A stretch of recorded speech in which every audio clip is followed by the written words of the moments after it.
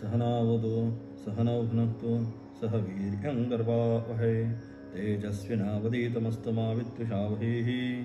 ओम शांति शांति शांती। चालू असणारं कठोपनिषद, त्यात असणारा भाष्यारंभ, साधारण असणारी प्रपीठिका.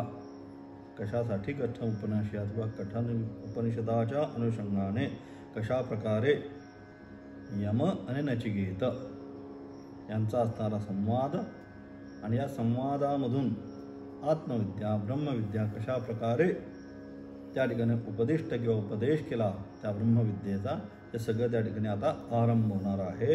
आणि म्हणून सर्वप्रथम ज्यांनी या ठिकाणी या कठोपनिषदाच्या माध्यमातून ही ब्रह्मविद्या आम्हाला प्रदान केली तो कोण? या ठिकाणी मृत्यवे वैवस्वता,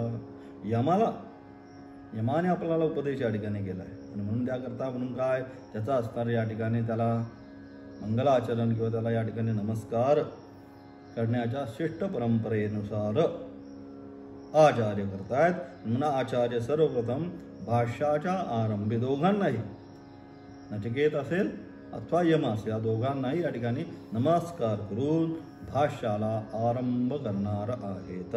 काय म्हणतात आचार्य भाष्यारंभी? पूर्वाचार्य म्हणतात, ओम नमो भगवते वैवस्वताय मृत्यवे ब्रह्मविद्याचार्याय नचिकेतसे च नमः. अशा प्रकारे मी कुणाला नमस्कार करतो? अशा प्रकारे सूर्यपुत्र यम ब्रह्मविद्या देणारा असा जो आहे त्याला, आणि त्याचबरोबर त्या ठिकाणी असणारा नचिकेत, या दोघांनाही या ठिकाणी मी आता नमस्कार करतोय, वंदना करतोय, असं या ठिकाणी आचार्य म्हणून भाष्यारंभ होतोय. काय म्हणतात? कुठलं आहे हे कठोपनिषद? तर कठोन उपनिषद जे आहे हे कृष्ण यजुर्वेदीय असल्यामुळे कृष्ण यजुर्वेदीय कठशाखा, आणि त्या कठशाखेमध्ये कठोपनिषद या ठिकाणी येतं.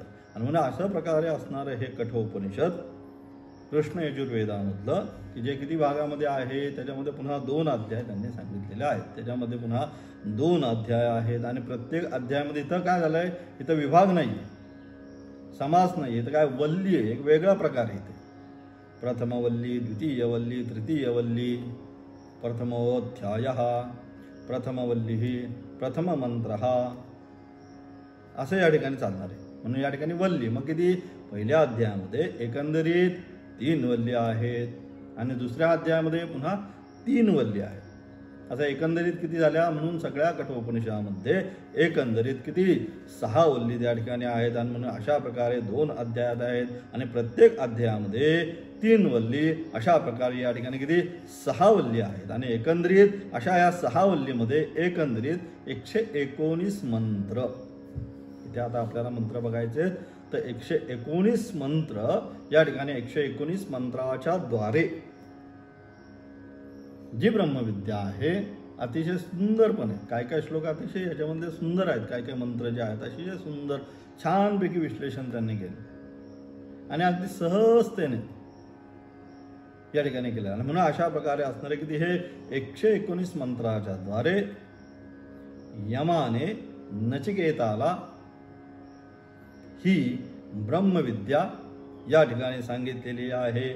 या उपनिषदामध्ये नचिकेत व यम यांनी प्रश्नोत्तर रूपाने ब्रह्मविद्येचे प्रतिपादन केले आहे. या दोघांनी काय? यम आणि नचिकेत प्रश्नोत्तर. नुसतं सरळ वाचायचं म्हणजे आपल्याला कंटाळा येतो. मग आपण काय म्हणतो? चर्चासत्र. चर्चासत्रामध्ये काय असतं?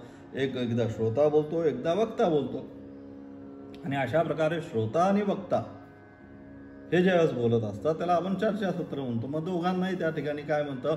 बोलण्यासाठी वेळ मिळतो, चान्स मिळतो दोघांना. आणि मग त्यातनं वेळ किंवा आपल्याला असणारं जे ज्ञान आहे, दोघांचं ज्ञान त्या ठिकाणी प्रगल्भ होत जातं.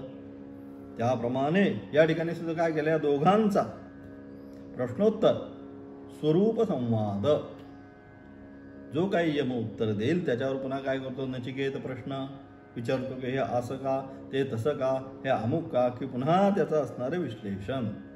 असं प्रश्नोत्तरात्मक असणारी मालिका, म्हणजे प्रश्नोत्तरात्मक असणारी मालिका असली की आपल्याला जामिता, आळस, कंटाळा जो आहे तो आपल्याला येत नाही. आणि म्हणून अशा प्रकारे प्रश्नोत्तर रूपाने काय केलं, पण यांचा विषय काय आहे तर प्रश्नोत्तर रूपाने ब्रह्मविद्येचंच.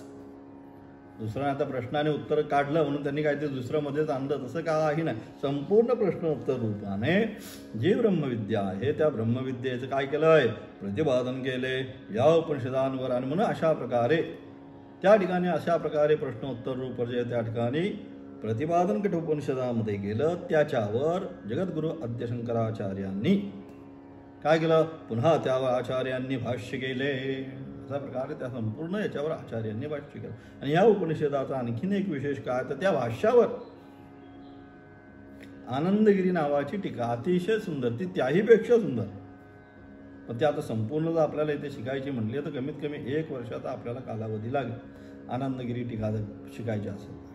त्या भाष्यावर पुन्हा सुंदर अशी आनंदगिरी टीका त्या एका ठिकाणी केली आहे. पण आपण आपल्याला काय फक्त आता शांकर भाष्य जेवढं आहे तेवढंच आपण या ठिकाणी पाहणार आहोत. पण एक माहिती असावं आणि सुंदर श्लोकामध्ये संपूर्ण त्या ठिकाणी ती टीका केलेली आहे. म्हणून आनंदगिरी तिचं नावच आहे आनंदगिरी टीका. कठोपनिषदावर भाष्यावर त्यांनी केलेली आहे. आणि म्हणून इथे सुद्धा अशा प्रकारे काय करायचं, मग आपल्याला या ठिकाणी असणारं जे शांकर भाष्य आहे आचार्यांचं मूल भाष्य, ते मूल भाष्य या ठिकाणी आपण पाहण्याचा प्रयत्न करणार आहे. उपनिषदाच्या भाष्याच्या आरंभी आचार्याने ज्या यमाने ब्रह्मविद्येचा उपदेश केला, आता सर्वात प्रथम आत्ता जो मंत्र म्हटला या ठिकाणी तो कशा करता तर त्याचं कारण आता या ठिकाणी सांगण्याचा त्यांनी प्रयत्न केलाय. म्हणतात काय, उपनिषद भाष्याच्या आरंभी, आता भाष्याचा आरंभ होतोय, अजून आरंभ केला नाहीये, परंतु तत्पूर्वी उपनिषद भाष्याचा आरंभ होण्याच्या पूर्वी काय म्हणतात, भाष्याच्या आरंभापूर्वी ज्या यमाने ब्रह्मविद्येचा उपदेश केला, यमाने केलाय उपदेश इथे. जी कोणती आहे ती मृत्यूदेवता आहे आपण म्हणतो. यम कोणी, आपली मृत्यूदेवता. आणि म्हणून म्हणतो आपण मग त्याचं नाव सुद्धा नको, त्याचं काय म्हणतो आपण, नाव सुद्धा नको. परंतु तो जो यम आहे त्या यमाने या ठिकाणी नचिकेताला काय केला आहे, ब्रह्मविद्येचा सुद्धा उपदेश केलेला आहे. आणि म्हणून अशा प्रकारे तो उपदेश केल्यामुळे काय झालं, या ठिकाणी यमाला आणि नचिकेताला या दोघांना, गुरु आणि शिष्य, कारण त्यांच्याद्वारेच हा संवाद आहे. आणि त्या संवादातूनच काय मिळालंय आपल्याला, ब्रह्मविद्येची प्राप्ती झालेली आहे. कोणाचा, यम आणि नचिकेत यांचा असणारा संवाद. आणि त्या संवादातून प्राप्त काय झालंय, अमृतत्व प्राप्त झालंय. अमृतत्व म्हणजे ब्रह्मविद्या त्या ठिकाणी प्राप्त झालेली आहे. आणि म्हणून काय केलं या ठिकाणी, यम आणि नचिकेत या दोघांनाही काय केलं, आचार्यांनी दोघांना या ठिकाणी वंदन केलं. शिष्ट परंपरेनुसार दत्तात्रय महाराजांचे किती आहे, 24 गुरु आहेत त्या ठिकाणी. ज्याच्याकडनं जे मिळतं चांगलं मिळतं, म्हणजे अनेक गुरुमध्ये अनेक पण असतात, चांगले पण आहे, वाममार्गाला घेऊन जाणार सुद्धा आहे, परंतु जे सात्विक आहे सन्मार्गाकडे घेऊन जाणारे आहेत ते त्याच्याकडनं. प्रत्येकामध्ये कितीही वाईट जरी असला तरी अगदी तो म्हणतो तो असा आहे, तो तसा आहे, तो दारू पितो, अमुक करतो, तमुक करतो, पण प्रत्येक मनुष्यामध्ये काही ना काहीतरी एक क्वालिटी असते, चांगला गुण हा प्रत्येकामध्ये असतो. तो कितीही वाईट असला, तो कितीही दुसऱ्याला छळत असला तरी त्याच्यामध्ये हा गुण आहे. आपण व्यवहारामध्ये पाहतो, ठीक आहे असू दे तो तसा जरी करत असला तरी काय त्याच्यामध्ये अमुक गुण आहे. प्रत्येकामध्ये काही ना काहीतरी क्वालिटी. आणि मग अशा प्रकारे इथे सुद्धा काय, हा यम जरी सगळ्यांचे प्राणांचं हरण करणारा असणार तरी या ठिकाणी त्याला वंदन का करायचं, तर त्या यमानेच काय केलं, त्या नचिकेताच्या अनुषंगाने आम्हाला ब्रह्मविद्या जी आहे सर्व विद्यांमध्ये असणारी श्रेष्ठ अशी ब्रह्मविद्या, त्या ब्रह्मविद्येचं या ठिकाणी काय केलं, आम्हाला उपदेश केलेला आहे. आणि म्हणून अशा प्रकारे यमाने ब्रह्मविद्येचा उपदेश केला. आणि म्हणून त्या यमाला आणि नचिकेताला दोघांनाही या ठिकाणी काय केलं, नमस्कारात्मक मंगलाचरण केलं. दोघांना नमस्कार केला आणि आशीर्वाद घ्यायचा, त्याशिवाय विद्याप्राप्ती नाही. पुढे हे फार महत्त्वाचं, तद्विद्ये प्रणिपादेन परिप्रश्नेन सेवया उपदेक्षन्ति ते ज्ञानम ज्ञानिनस्तत्त्वदर्शिनः. सांगितलं की त्यांनी की नुसता आला आणि शिकून गेला नाही, तद्विद्ये प्रणिपातेन परिप्रश्नेन सेवया सांगितलं. पहिला आल्यानंतर साष्टांग दंडवतच प्रणिपात तद्विद्धी प्रणिपातेन. त्यानंतर परिप्रश्न, काय मनामध्ये आहे तुमच्या, तो संपूर्ण प्रश्न गुरूंना त्या ठिकाणी सांगायचा आहे की असं हे का, ते का, बंध काय, मोक्ष काय, हा जीव जन्माला कसा येतो, अज्ञान म्हणजे काय, हे अज्ञान कुठपर्यंत राहतं, ह्या अज्ञानाचा नाश होतो का, हे कारण शरीर म्हणजे काय, हे सगळे काय, हे परिप्रश्न शिष्याच्या मनामध्ये असणारे जे प्रश्न आहे. साष्टांग दंडवत केला. त्यानंतर गुरु बसलेले आहेत आणि गुरु ज्यावेळेस बसलेले आहेत त्यावेळेस मग हे सगळे असणारे मनातले प्रश्न गुरूंना सांगितले. सांगितल्यानंतर लगेच उत्तर अपेक्षित आहे का, सेवया सांगितलं. सेवया म्हणजे त्यानंतर त्या आश्रमामध्ये गुरुकुलामध्ये राहिला, जे असेल गुरूंची सेवा असेल, काय जे जे असेल ते सगळं करत राहील. आणि यथायोग्य गुरूंना आता लक्षात आलं की याला काय पाहिजे, याचे काय प्रश्न आहेत. परंतु पूर्वीचे गुरु तसे नव्हते की आला आणि लगेच प्रश्न विचारला आणि उत्तर दिला. तर संवत्सर सांगितलं प्रश्न उपनिषदामध्ये. ते आले सगळे ऋषींना प्रश्न करायला ब्रह्मविद्येसाठी. काय म्हणतात, ठीक आहे तुमचे प्रश्न मला कळाले, परंतु काय 1 वर्षभर या ठिकाणी काय करा, सेवा करा. का अधिकारित्व किती आहे, सगळ्यांना सगळ्या प्रश्नाची उत्तरं देत बसलो तर अधिकारी अनाधिकारी असताना दिलेल्या प्रश्नाचं उत्तर बीज चांगल्या जमिनीमध्ये टाकलं तरच त्याचं काय होतं, छान वृक्ष होतो. परंतु जर का खडकावरच बीज टाकलं त्याचा तसा काही उपयोग नाही. तसंच विद्येचा उपदेश कोणाला, की ज्याच्यामध्ये परिपक्वता झालेली आहे, विवेक, वैराग्य, समाधी, षटक संपत्ती, मोक्षत्व, या क्वालिटीज त्या ठिकाणी ज्या निर्माण झाल्या, ज्यावेळेस क्वालिटी निर्माण झाल्या त्यानंतरच उपदेश आहे. मग आल्याबरोबर उपदेश करत नाही. सेवया सांगितलं. आल्यानंतर काही वर्ष गुरूंची सेवा केल्यानंतर, गुरूंची सेवा म्हणजे असणारी संपूर्ण परंपरेची सेवा आहे. ती कोणाची, सेवेच्या द्वारे काय अंतःकरणाची शुद्धी होणार. अंतःकरणाची जेवढ्या लवकर शुद्धी होणार आहे तेवढ्या लवकर ब्रह्मज्ञानाची प्राप्ती होणार, त्याकरता सेवा आहे. आणि मग त्यानंतर अशा प्रकारे सेवा केल्यानंतर गुरूंना लक्षात त्याचा अधिकार किती आहे, त्याला आता काय शिकवलं पाहिजे, याला कोणता उपदेश केला पाहिजे, याच्याकडनं काय करून घेतलं पाहिजे, हे सगळं लक्षात आल्यानंतर मग काय गुरु जेव्हा तो परिपक्व अवस्थेला जाईल त्यावेळेस त्या ठिकाणी काय करतात, उपदेश करतात. आणि म्हणून अशा प्रकारे ती ब्रह्मविद्या या ठिकाणी यम आणि नचिकेत यांच्या संवादानं प्राप्त झाली. आणि म्हणून या दोघांना या ठिकाणी नमस्कार आणि त्यांचा येणारा आशीर्वाद प्राप्त करून घेण्यासाठी दोघांना आचार्यांनी या ठिकाणी वंदन केलेले आहे. कोणत्याही ग्रंथारंभी सुरू केलेल्या ग्रंथाची निर्विघ्नपणे परिसमाप्ती व्हावी व त्या ग्रंथाची सर्वत्र प्रसिद्धी व्हावी यासाठी ईश्वर गुरु यांचे मंगल करण्याचा अनादिकालापासून विशिष्ट म्हणजे शिष्ट लोकांचा संप्रदाय आहे. कशासाठी करायचं, तर ग्रंथाची असणारी प्रसिद्धी आणि गुरु आणि ईश्वर यांचं मंगल करण्यासाठी. आणि अनादिकालापासून ही सगळी परंपरा आहे. अलग लक्षात का करायचं मंगलाचरण, काही जरी असलं ते आपण मंगलाचरणच करतो. कुठे जरी साधी जायचं असेल तरी मंगलाचरण म्हणजे त्या गाडीला नारळ फोडतो म्हणजे काय झालं, मंगलाचरणच आहे. काही नवीन वस्तू आणली की तिला काय करतो आपण, गंध अक्षता स्वस्तिक त्याच्यावर काढतो, 2 फुलं वाहतो म्हणजे काय, मंगलाचरणच आहे. म्हणजे काय, त्याच्यापासून आम्हाला योग्य त्रास नको, योग्य त्याचा विनियोग आम्हाला होऊ दे. म्हणून हे काय आपल्याकडे आपल्या परंपरेमध्ये पहिल्यापासूनच मंगलाचरण करण्याची काय झाली परंपरा आहे. हे काय विशिष्ट शिष्ट लोकांचा संप्रदाय आहे. आणि म्हणून त्या अनुषंगाने संप्रदायाच्या नियमानुसार या ठिकाणी काय केलं, मंगलाचरण केलं. त्यास अनुसरून ब्रह्मविद्येचा जो आचार्य, आता मौन कोण, वैवस्वत, त्या ठिकाणी सांगितलं 4थ्या अध्यायामध्ये सगळं येईल.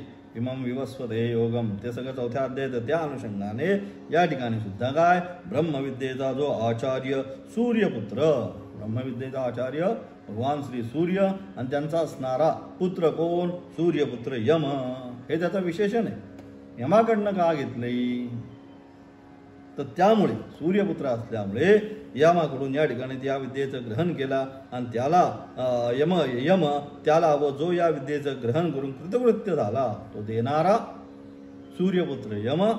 आणि दुसरा जो ही विद्या प्राप्त करून कृतकृत्य झाला असा असणारा कोण ऋषीपुत्र नचिकेत.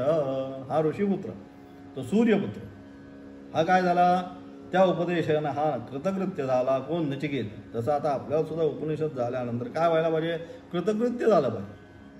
हे केल्यानंतर मी सातत्याने आता 2 वर्ष 3 वर्ष हेच सांगितलं, वेदांत शिकल्यानंतर पुन्हा काही नाही. पूर्वत्र सिद्धम हे याच्यामध्ये सूत्र येतं. कशामध्ये, लघुसिद्धांत कौमुदीमध्ये 4थ्या अध्याय झाल्यानंतर 3ऱ्या पादानंतर हे सूत्र येईल. पूर्वत्र, याच्या पूर्वीचं सगळं विसरत जायचं, थोडक्यात त्या सूत्राचा अर्थ. तसं एकदा वेदांत झाल्यानंतर पुन्हा मला काही करायचं आहे, पुन्हा मला काही करायचं. वेदांत शिकल्यानंतर पुन्हा काही नाही. वेदांत शिकल्यानंतर फक्त ब्रह्मज्ञान. यस्य आत्मरतिरेव स्यात् आत्मतृप्तश्च मानवः आत्मनैव च संतुष्टः तस्य कार्यं न विद्यते. स्वतःमध्येच रममान राहील, हे वेदांत शास्त्राचं फल. आणि म्हणून अशा प्रकारे कोण, हा असणारा नचिकेत सुद्धा काय, या यमाकडून ही ब्रह्मविद्या प्राप्त केल्यानंतर काय झाला, हा सुद्धा काय झाला, कृतकृत्य झाला. आणि म्हणून अशा प्रकारे या विद्येचे ग्रहण करून कृतकृत्य झालेला असा ऋषीपुत्र नचिकेत त्या दोघांना नमस्कार रूप मंगल करून नंतर भाष्यास प्रारंभ केला. म्हणून अशा प्रकारे सर्वप्रथम आचार्यांनी काय केलं, या दोघांना या ठिकाणी नमस्कार केला. या दोघांना नमस्कार केल्यानंतर आता आचार्यांनी भाष्याला आरंभ करणार आहेत. यम हा देवता व गुरु उभय स्वरूप आहे. यम ही देवता सुद्धा आहे आणि गुरु असं हे दोन्ही गोष्टी त्याच्यामध्ये या उपनिषदाच्या अनुषंगाने आल्या. म्हणून सांगितलं यम ही देवता व गुरु उभय स्वरूप आहे. तसेच गुरु व ईश्वर यांच्यात वास्तविक भेद नाही. गुरु आणि ईश्वर यांच्यामध्ये भेदच नाही वास्तविक, परंतु काय, औपाधिक शरीर मात्राने, फक्त केवळ शरीर मात्राने दोघांमध्ये भेद आहे, परंतु वास्तविक येत नाही. शिवाय ईश्वरापेक्षा गुरुची योग्यता मोठी आहे. शास्त्र म्हणतं ईश्वरापेक्षा गुरुची काय आहे, गुरुची योग्यता श्रेष्ठ आहे. कारण का बरं, शिवरुष्टे गुरुभ्राता गुरवृष्टे तू न कश्चन. एखाद्या वेळेस ईश्वर तुमच्यावर क्रोधित झाला, रुष्ट झाला, रागावला तर काय करणार आहे, गुरु तुमचा सांभाळ करणार आहे. गुरुभ्राता, भ्राता म्हणजे जसा भ्राता म्हणजे भाऊ आपला सांभाळ करतो काही विघ्न आली तर, तसं जर भगवान जरी तुमच्यावर एखाद्या वेळेस काही कारणास्तव क्रोधित झाले तर काय होणार आहे, गुरु तुम्हाला सांभाळून घेणार आहे. परंतु गुरुरुष्टे न तू कश्चन, परंतु एकदा गुरु रागावले की त्याच्यामधून तुम्हाला बाहेर काढायला कोणी नाही. म्हणून अशा प्रकारे काय झालं, ही गुरुची असणारी काय उपाधी आहे आणि गुरुची ही असणारी योग्यता. आणि म्हणून त्या अनुषंगाने जशी ईश्वराच्या ठिकाणी भक्ती तशीच गुरुच्या ठिकाणी ठेवली असता त्या पुरुषात चतुर्विध पुरुषार्थ सहज मिळतात. आणि अशा प्रकारे ज्याप्रमाणे ईश्वरावर आपली श्रद्धा असते, निष्ठा असते, त्याचप्रमाणे सांगितलं. शास्त्रस्य गुरुवाक्यस्य सांगितलं, सत्यबुद्ध्या अवधारणा सांगितलं. विवेक चूडामणी अतिशय सुंदर, तर त्यांनी त्या ठिकाणी इतक्या सुंदर सुंदर व्याख्या, जसं आता कठोपनिषदामधल्या मंत्रांच्या सुंदर सुंदर व्याख्या आहेत, तसं त्या ठिकाणी सुद्धा विवेक चूडामध्ये आता पाहू आपण कसं काळाच्या ह्याच्यामध्ये हा वेळ आपल्याला कसा होतोय त्या अनुषंगाने पाहू. परंतु अतिशय शास्त्रस्य गुरुवाक्यस्य आचार्याने सगळ्या वेदांत शास्त्राचं सार म्हणजे विवेक चूडामणी. अगदी प्राथमिक अवस्थेपासून तर शेवट ब्रह्मज्ञानाप्राप्तीनंतर सुद्धा असणारा साधक कशा अनुषंगाने मार्गक्रमण करतो हे सगळं छानपैकी अगदी सांगितलं, अतिशय सुंदर ग्रंथ. त्याच्यामध्ये सांगितलं काय, श्रद्धा शास्त्रस्य गुरुवाक्यस्य सांगितलं, सत्यबुद्ध्या अवधारणा सा श्रद्धा कथिता सद्विही यया वस्तू उपलभ्यते सांगितलं. शास्त्रस्य गुरुवाक्यस्य, शास्त्र आणि गुरु जे काय सांगतील ते सत्यबुद्ध्या ते सत्यच सांगताय, ही अवधारणा पाहिजे. त्याच्यामध्ये कुठल्याही प्रकारचा अरे कसं सांगितलं आहे का नाही, होईल का नाही, कुठल्याही प्रकारचा संशय नसावा. संशयात्मा विनश्यती, संशय नसा. सा श्रद्धा कथिता सद्भिः सांगितलं, ती श्रद्धा. आणि अशा प्रकारची ज्याची शास्त्र आणि गुरुवाक्यावर श्रद्धा असते त्याला या वस्तू उपलभ्यते, त्यालाच त्या वस्तूची प्राप्ती होते. म्हणजेच काय, त्यालाच त्या ब्रह्मज्ञानाची जीवनामध्ये प्राप्ती होते. आणि म्हणजे अशा अनुषंगाने या ठिकाणी दोघांमध्ये म्हणून गुरु आणि देव या दोघांमध्ये भेद करता कामा नये. आणि म्हणून अशा प्रकारे जो गुरु आणि ईश्वर यांच्यामध्ये भेद पाहत नाही, त्यालाच धर्म अर्थ काम मोक्ष हे चतुर्विध पुरुषार्थाची प्राप्ती जीवनामध्ये होते. यस्य देवे पराभक्तिः यथा देवे तथा गुरौ तस्यैते कथिताक्षरतः प्रकाशन्ते महात्मनः. सांगितलं यस्य देवे पराभक्तिः यथा देवे तथा गुरौ. सांगितलं ज्याप्रमाणे परमेश्वरावर आपली भक्ती असते, श्रद्धा असते, त्याचप्रमाणे काय पाहिजे, गुरुवर पाहिजे. आणि असं झाल्यानंतरच काय व तस्य ते एते कथिताक्षरताः प्रकाशन्ते महात्मनः. आणि त्यांच्याच मनामध्ये त्या ज्ञानाची काय होती, प्राप्ती होते. आणि मग त्याकरता काय असेल, यावत जीवम ज्ञानाचीच प्राप्ती केल्यानंतर मग आता ज्ञान प्राप्त झालं गुरूंकडनं, मग त्यानंतर काय करायचं, तर त्यानंतर काय करायचं ते पण सांगितलं. काय सांगितलं, यावत जीवम त्रयसेव्यः वेदांतो गुरु ईश्वर. आपण जोपर्यंत जीवन आहे साधकाने या 3 प्रकारच्या साधना करायच्या. काय काय तर वेदांत, गुरु आणि ईश्वर यांची सेवा. पहिली काय, वेदांताची सेवा. वेदांताची सेवा म्हणजे काय, आदौ ज्ञान प्राप्तये. पहिलं का करायचं वेदांताची सेवा, म्हणजे त्याचा अध्ययन अध्यापन. सेवा म्हणजे काय, ते ग्रंथ घेऊन पुसत बसायचे नाही, दररोज घ्यायचे, पुसायचे, ठेवायचे, फुलं व्हायचे नाही. त्याच्यामध्ये काय आहे हे आपल्या डोक्यामध्ये आलं पाहिजे. पण त्याचं काय झालं पाहिजे, अध्ययन आणि अध्यापन म्हणजे सेवा. तोच ब्रह्मयज्ञ सांगितला.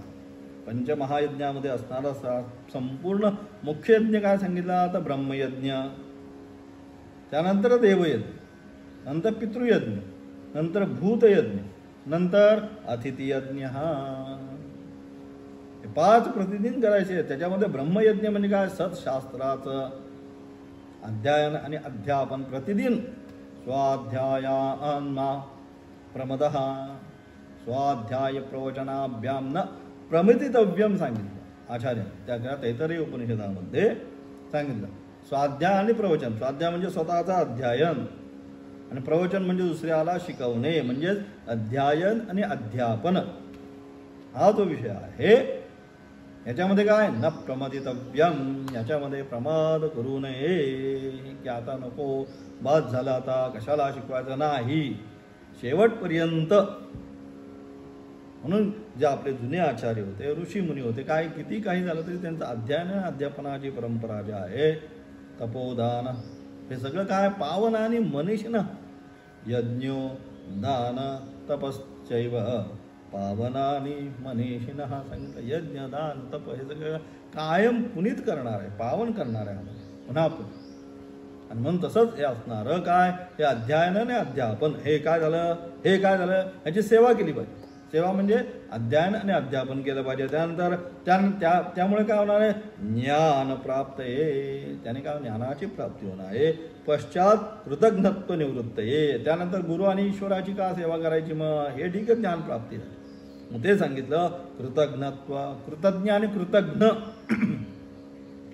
2 शब्द आहे आपल्याकडे, बरोबर. कृतज्ञ म्हणजे केलेल्या उपकाराची जो जाणीव ठेवतो त्याला आपण कृतज्ञ म्हणतो. आणि जो केलेल्या उपकाराची जाणीव ठेवत नाही त्याला आपण कृतज्ञ म्हणतो. मग जीवनामध्ये काय केलं पाहिजे, आपण कृतज्ञ व्हायला पाहिजे. ज्यांनी आपल्याला उपकार केले, ज्यांनी आपल्याला ही विद्या दिली, त्यांच्या प्रती असणारी कृतज्ञता व्यक्त करण्याकरिता म्हणतेच सांगतात पश्चात कृतज्ञत्व निवृत्त ये. दिल्यानंतर, गुरूंनी दिल्यानंतर कृतज्ञ नाही व्हायचं, कृतज्ञ व्हायचं. त्याकरता म्हणून काय केलं पाहिजे, त्याचं अध्ययन आणि अध्यापन केलं पाहिजे. गुरुकृपेशिवाय विद्या सफल होत नाही. कारण का, गुरुकृपेशिवाय हे अगदी सत्य आहे. जी विद्या आहे, ही विद्या काय, विद्या गुरुकृपेशिवाय कधीच सफल होत नाही. म्हणजे काय, सफल होत नाही म्हणजे काय, मनुष्याला जे आंतरिक समाधान पाहिजे. सफल होणे म्हणजे मी फार पुस्तकं वाचली म्हणजे मी सफल झालो असं काय नाही. ही विद्या प्राप्त केल्यानंतर मनात जसा आता तुमची गीता झाली, काही उपनिषद झाली, प्रकरण ग्रंथ झाले. शिकल्यानंतर जसं एक आत्मिक समाधान मनुष्याला मिळतं, ते आत्मिक समाधान म्हणजेच विद्याची सफलता आहे. की बस मी खरोखर शिकलो, एक आत्मिक समाधान निर्माण झालं पाहिजे. ते कधी होतं? ते गुरुकृपेशिवाय होत नाही. म्हणून गुरुकृपेशिवाय विद्या सफल होत नाही. आणि गुरुकृपेशिवाय विद्या सफल पण होत नाही. आणि विद्या सांगण्याचं जो अधिकार जो आहे तो अधिकार सुद्धा त्याला प्राप्त होत नाही. नाही तर मग काय त्याच्या मनामध्येच संशय असतो. मुखातून विद्या जर प्राप्त केली नाही, स्वतःच स्वयं धीरा पंडितम मन्यमानः सांगितलं, स्वतःच आपला बसला पुस्तकं काढली, हे काय म्हणते उपनिषद, ते काय उपनिषद म्हणतं, याच्यात काय त्याच्यात काय, काही कशाला मेळ लागत नाही. आणि मग काहीतरी बसायचं व्यासपीठावरून, काय तर आता तर सगळा चाललाय, तुम्ही बघताय फेसबुकला, याला त्याला काही बोलत राहतो. का? गुरुकृपेशिवाय विद्या प्राप्त केली त्याचा काय ती फलित होत नाही. म्हणून अशा प्रकारे गुरुकृपेशिवाय विद्या सफल होत नाही. का बरं? आचार्याची प्राप्ता विद्या साधिष्ठा प्राप्त. आचार्यांनी सांगितलं, आचार्यात जी विद्या प्राप्त केली जाते तीच विद्या साधिष्ठम प्राप्तत, तीच विद्या काय होते? सफल होते. आचार्यवान पुरुषो वेदः. कारण का ते आचार्यवान पुरुष आहे म्हणजे काय? आचार्यवान पुरुष म्हणजे ज्यांनी विद्या प्राप्त केल्यानंतर आपलं जीवनाचं आचरण सुद्धा त्या विद्येप्रमाणेच आहे. नाही तर लोकांना सांगे ब्रह्मज्ञान आपण कोरडे पाषाण म्हणतो, आपण पालथ्या गड्यावर ओतलं पाणी, तसं नाही की जे सांगितलं तसं त्याचं आचरण सुद्धा आहे. लोकांना आपण म्हणतो लोकांना सांगे ब्रह्म, हेच ब्रह्मज्ञान लोकांना सांगतो ना आपण. सगळा मोह माया सगळी जवळ करून बसलेला आहे, पण त्याचा काही उपयोग नाही. मग ते येतात, आपण पाहतो आता त्याची, हे आलं बाहेर, ते आलं बाहेर, ते सगळे कोरडे पाषाण. असो आचार्यांना, म्हणून आपल्याला म्हणजे जी विद्या आहे म्हणून ती विद्या कोणाकडनं? आचार्यांकडनं. म्हणजे गुरु आहे त्या गुरूंकडनंच विद्येची प्राप्ती करून घ्यावी. म्हणजे काय होतं? संशय आणि त्याच्यामध्ये कुठल्याही प्रकारचा संशय राहत नाही. संशयरहित स्पष्ट कुठं जायचं हे लक्षात येतं. आचार्यांनी यमाला मृत्यू असे विशेषण दिले आहे. तसेच यम हा सर्व प्राण्यांचा संहार करतो असे प्रसिद्ध आहे. यमाला काय या ठिकाणी आचार्यांनी विशेषण दिलं, मृत्यू हे विशेषण दिले यमाला. कारण का? मृत्यू असं म्हटलं तर तो सर्व प्राण्यांचा काय करतो? संहार करतो असे प्रसिद्ध आहे. परलोकातील यम यातना किती भयंकर, परलोकातील यमयातना किती भयंकर असतात हे पुराणादिकांमध्ये वर्णन केलेले आहे. आणि किती त्या ठिकाणी यमलोकामध्ये एकदा मनुष्य गेल्यानंतर त्याला नाना प्रकारच्या तिथे यातना असतात. हे सगळं गरुड पुराण असेल, अनेक पुराणाच्या माध्यमातून हे सगळं सांगण्याचा प्रयत्न त्यांनी केला. सर्व भूतांना अत्यंत दुःख देणारा यम असल्याने अशा दुष्टास आचार्यांनी कसं काय वंदन केले? अरे या सगळ्यांना तो काय करतो? एवढ्या लोकांना त्रास देणारा, सगळ्यांना शिक्षा देणारा, त्या ठिकाणी काय काय काय काय अनेक प्रकारच्या शिक्षा, आणि अशा प्रकारे अनेक प्रकारच्या शिक्षा देणारा हा यम असा अत्यंत दुष्ट. त्याला सुद्धा आचार्य म्हणतात. वंदन का केलं आचार्यांनी? त्याच दुष्टास आचार्यांनी कसे वंदन केले ते सांगतो. निर्दुष्ट गुरुलाच वंदन करणं योग्य आहे. जो निर्दुष्ट आहे, ज्याच्या मनामध्ये कुठल्याही प्रकारचे किलबिश नाही, असा जो आहे त्याला वंदन करावं. आणि हा काय? हा सगळ्यांना फूटसूट, याला ही शिक्षा, याला कुंभी पाकात टाकेल, त्याला याचे टाकेल, त्याला टाकेल, काय काय नानाविध सगळ्यांना शिकायला काही त्याला वाटत नाही. असा निर्दुष्ट जो आहे त्याला कसं काय वंदन करावं? म्हणून निर्दुष्ट गुरुला वंदन करणे योग्य आहे अशी शंका येण्याचा सामान्य लोकांना. म्हणून अशा प्रकारे सर्वसामान्य लोक म्हणतात यमाला कशाला वंदन करायचं? आता आपल्याला सुद्धा प्रश्न पडलाच की ब्रह्मविद्याचा उपदेश हा यम का करतोय आम्हाला? त्या यमाचा काय संबंध आमच्याशी ब्रह्मविद्येचा? आणि तो आम्हाला उपदेश करणारा कोण? ती तर मृत्यूची देवता. आणि अशा मृत्यू देवतेकडनं हे उपनिषद कसं काय ग्रहण करायचं? हा संशय जो आहे त्याचं उत्तर सांगतात. कसा संशय काय होतोय? सगळ्यांनाच आलेला आहे. आणि म्हणून अशा प्रकारे अशी शंका येण्याचा सामान्य लोकांना संभव आहे. आणि म्हणून आचार्यांनी त्या यमाला अनेक विशेषणे दिली आहे. यम हा कसा आहे? पहिला म्हणजे तो सूर्यपुत्र आहे. यम काय? तर यम हा सूर्यपुत्र आहे. तसाच तो ब्रह्मविद्या प्रवर्तक आचार्य आणि भगवान आहे. तसा तो सूर्य सुद्धा आहे. आणि त्याचप्रमाणे तो कसा आहे? ब्रह्मविद्या प्रवर्तक आचार्य आणि भगवान सुद्धा त्या ठिकाणी सांगितलं. भगवान ही सुद्धा काय केली? त्याला पदवी दिलेली आहे. भगवान असा आहे. यम हा आपततः क्रूर व दुष्ट आहे असे वाटत असले तथापि त्याची योग्यता फार मोठ. जसा जरी वाटत असला आपल्याला, तो त्या ठिकाणी बसल्यानंतर हा दुष्ट आहे, अशा प्रकारे आम्हाला शिक्षा करतो, अमुक करतो, तमुक करतो, परंतु त्याची योग्यता आहे, त्याची योग्यता फार मोठी आहे. कशी तर त्याची सांगितलं भगवान या ठिकाणी शब्द जो वापरला त्या भगवान शब्दाची उत्पत्ती. भगवान भगवान आपण म्हणतो, भगवान नक्की कोणाला म्हणायचं तर भगवान शब्दाचे आचार्य या ठिकाणी किंवा शास्त्र या ठिकाणी व्याख्या करतं. काय म्हणतात भगवान शब्दाची व्याख्यामध्ये? उत्पत्तींच विनाशंच भूतानामागतिं गतिं वेत्ति विद्याम विद्यांच सवाचो भगवान इति. की अशा प्रकारे कोणाला म्हणायचं भगवान? भगवान त्यांनाच म्हणायचं. कोण? की जो काय करतो? उत्पत्ती विनाश, या संपूर्ण सृष्टीची उत्पत्ती कधी होणार आहे, याचा नाश कधी होणार आहे हे जाणतो. भूतानाम आगतिम गतिम, भूतमात्रांची गती म्हणजे येणार कधी आहे, जाणार कधी आहे हे जाणतो. वेत्ती विद्यांच अविद्यांच, त्याचप्रमाणे विद्या काय आहे, अविद्या काय आहे, या 6 गोष्टी जो आपल्या जीवनामध्ये जाणतो त्याला भगवान इति उच्यते, त्याला भगवान असं आपण म्हणतो. आणि म्हणून अशा प्रकारे असे भगवत शब्दाचे वर्णन केलेले आहे. म्हणून भगवत शब्दाचे हे वर्णन भूताना गती अगती, जो उत्पत्ती विनाश विद्या अविद्या जाणतो तो भगवान. आणि म्हणून अशा प्रकारे अशा भगवत शब्दाचे वर्णन केलेले आहे.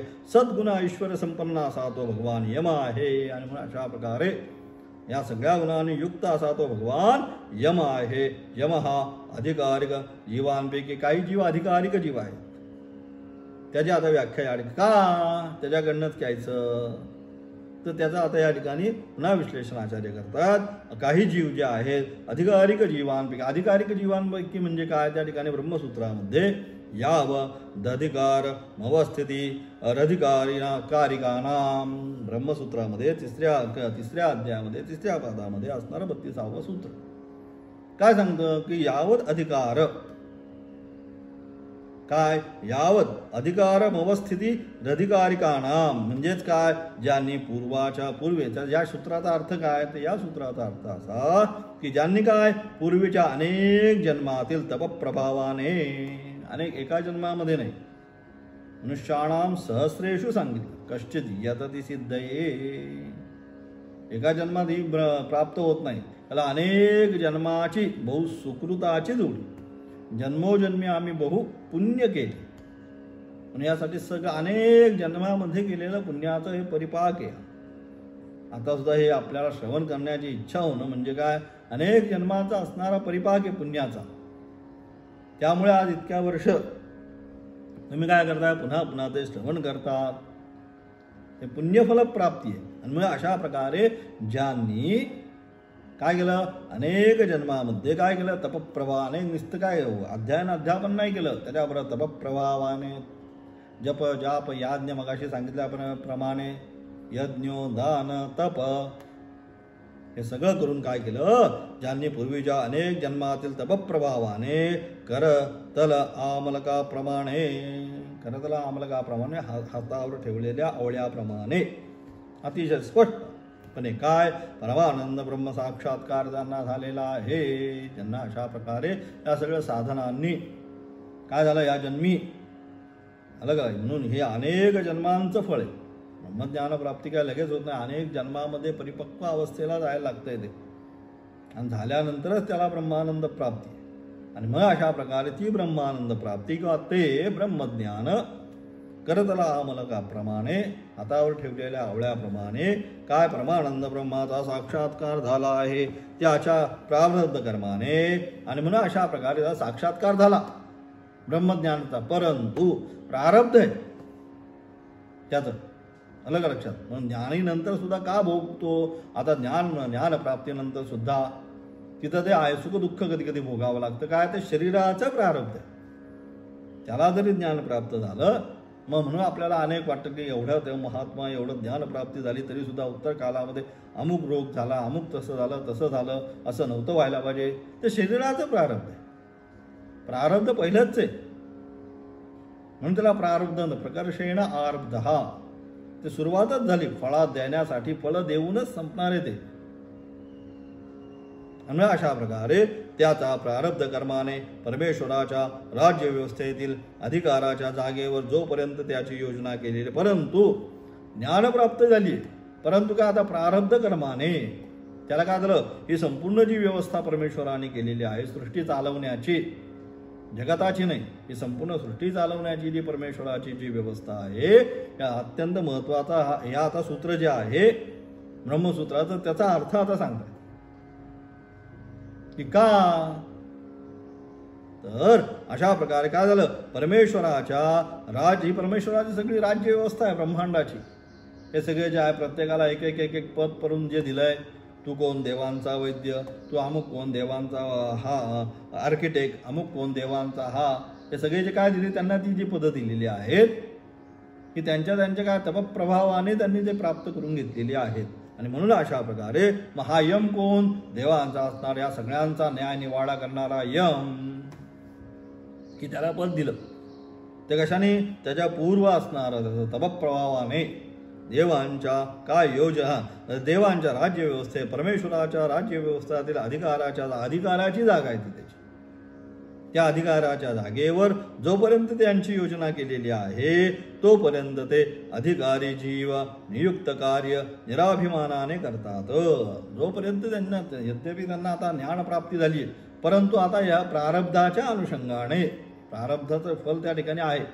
म्हणून काय केलं, तुला हे पद दिलं, हे एवढं तू हे राज्य घटनेमध्ये कल्पात आहे, कल्पांत सगळंच जाणार आहे, परंतु ह्या कल्पामध्ये तू हा यम होईल. परंतु ज्ञानप्राप्ती आहे, आणि ज्ञानप्राप्तीनंतर जोपर्यंत अधिकारी आहे तोपर्यंत तो काय करतोय, राज्य अधिकाराच्या जागेवर जोपर्यंत त्याची योजना केलेली आहे तोपर्यंत तो अधिकारिक जीव, तो जीव जो आहे तो जीव काय करतो, नियुक्त कार्य निराभिमानाने करतो. त्याला ते कार्य दिलेलं आहे आणि तो काय करतो, निराभिमानाने, कुठल्याही प्रकारचा मनामध्ये अभिमान न ठेवता ते जे कार्य प्राप्त केलेलं आहे ते कार्य करत असतो. त्यानंतर तो काय, नंतर तो विदेहमुक्त होतात. आणि नंतर एकदा कल्पांते सांगितलं, हा संपूर्ण कल्प संपला म्हणजे कृत त्रेता द्वापर आणि कलयुग संपलं की एक कल्प संपलं, मग कल्पांते मुक्ती सांगितलं. त्यांना या कल्पाच्या शेवटी हे सगळे ब्रह्मासकाशात यांना सगळ्यांना मोक्ष प्राप्त होतो, म्हणजेच विदेहमुक्त होतात. अशा विशिष्ट कोटीतील अशा एक विशिष्ट कोटीमध्ये, अशा विशिष्ट कोटीतील आदित्यपुत्र यम आहे तोपर्यंत जोपर्यंत याम्य पदावर आहे तोपर्यंत त्याला भूत यातनादी क्रूर कार्य केले तरी तो त्या दोषापासून अलिप्त असतो. यद्यपि त्याने ते सगळं कार्य केलं तरी त्याच्यापासून प्राप्त होणारे जे दोष आहे ते दोष त्याला त्या ठिकाणी लागत नाही. काय, अत्वास इमान लोकान हंती न निबध्यते, जसं गीतेमध्ये सांगितलं की यांना मारून तो काय, न हंती न निबध्यते, ज्या ज्ञानप्राप्तीनंतर न मारणारा होतो न मरणारा होतो. त्याप्रमाणे हा जो आहे हा तिथं फक्त काय त्या ठिकाणी असणारा अधिकारित्व आहे त्याला, आणि तो जीव त्याच्या कर्माच्या अनुषंगाने फल भोगतो. फक्त काय भोगायचं ते सांगण्याचा त्याला अधिकार दिला. शिवाय यमाने नचिकेताला ब्रह्मविद्येचा उपदेश करून त्याला कृतार्थ केले. यमाने काय केलं, त्याला नचिकेताला ब्रह्मविद्येचा उपदेश केला आणि त्याला त्या एका ठिकाणी कृतार्थ केले, त्याला कृतार्थ केले. तसेच तो हिरण्यगर्भात्मक जो सूर्य त्याचा पुत्र आहे, पुन्हा ते सांगितलं, वरती सांगितलं पुत्र आहे, यावरून त्याचे महत्त्व किती आहे हे वेगळे सांगण्याचे प्रयोजन नाही. अशा यमाला आचार्यांनी जे वंदन केलेले आहे ते योग्यच आहे आणि म्हणून तेथे कोणताही दोष येत नाही. म्हणून आपल्या मनामध्ये अरे यमाला कसं वंदन करायचं, आम्ही आता ब्रह्मविद्या शिकायला चाललेलो आहे, मग अशा प्रकारे या यमाला का म्हणून आम्ही वंदन करायचं असा काय आपल्या मनामध्ये विचार येऊ नये. कारण का, तो त्या ठिकाणी असणार त्याचं अधिकारित्व त्याला प्राप्त झालेलं आहे. त्या अधिकारित्वाने तो त्या ठिकाणी गेलेला आहे. तो कसा आहे, तो आचार्य आहे, तो भगवान आहे. आणि त्यानंतर शेवट म्हणजे तो या ठिकाणी असणारा सूर्यपुत्र, हिरण्यगर्भात्मक पुत्र असल्यामुळे त्याच्या ठिकाणी हा कुठलाही दोष लागू पडत नसल्यामुळे या ठिकाणी त्याला वंदन करून उपनिषदाला आरंभ करावयाचा आहे. आता उद्यापासून आचार्यांचं असणारं भाष्य आरंभ होईल. ओम तत्सत.